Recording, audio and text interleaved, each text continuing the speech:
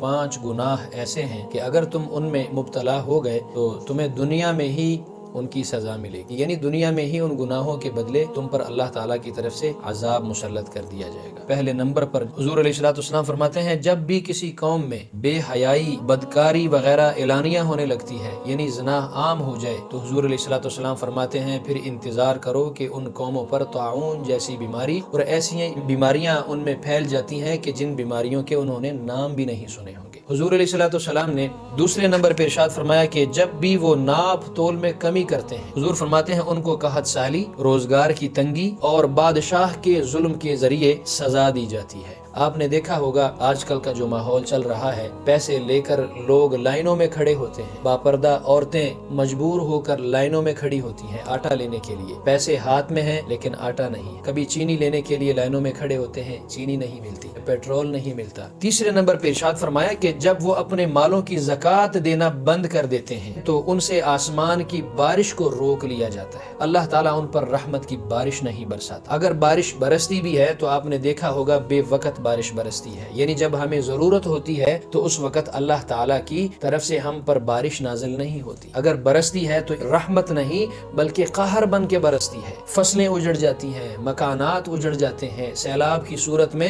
وہ بھی عذاب مسلط ہو جاتا ہے، یہ ہمارے اعمال کی وجہ سے۔ چوتھے نمبر پر اللہ تعالیٰ کے محبوب صلی اللہ علیہ وسلم نے فرمایا جب وہ اللہ اور اس کے رسول کا عہد توڑتے ہیں تو اللہ تعالیٰ ان پر دوسری قوموں میں سے دشمن مسلط کر دیتا ہے، وہ ان سے وہ کچھ چھین لیتے ہیں جو ان کے ہاتھ میں ہوتا ہے۔ حضور علیہ السلام نے آگے ارشاد فرمایا جب بھی ان کے امام، ان کے سردار، قوم کے لیڈر، قوم کے سربراہ اللہ کے قانون کے مطابق فیصلے نہیں کرتے، جو اللہ نے اتارا ہے اسے اختیار نہیں کرتے، تو اللہ ان میں آپس کی لڑائی ڈال دیتا ہے۔ آپ نے دیکھا ہوگا سربراہان آپس میں ایک دوسرے کے دست و گریباں ہیں، عوام آپس میں ایک دوسرے سے معمولی سی باتوں پر، کبھی زمین پر جھگڑا، کبھی فصلوں پر جھگڑا، کبھی رشتہ داریوں میں جھگڑے فساد۔ اللہ تعالی ہمیں ان گناہوں سے بچنے کی توفیق عطا فرمائے، اللہ تعالی ہمیں توبہ کرنے کی توفیق عطا فرمائے، اللہ تعالی ہمیں اپنے اور اپنے محبوب کے بتائے ہوئے راستے پر زندگی بسر کرنے کی توفیق عطا فرمائے۔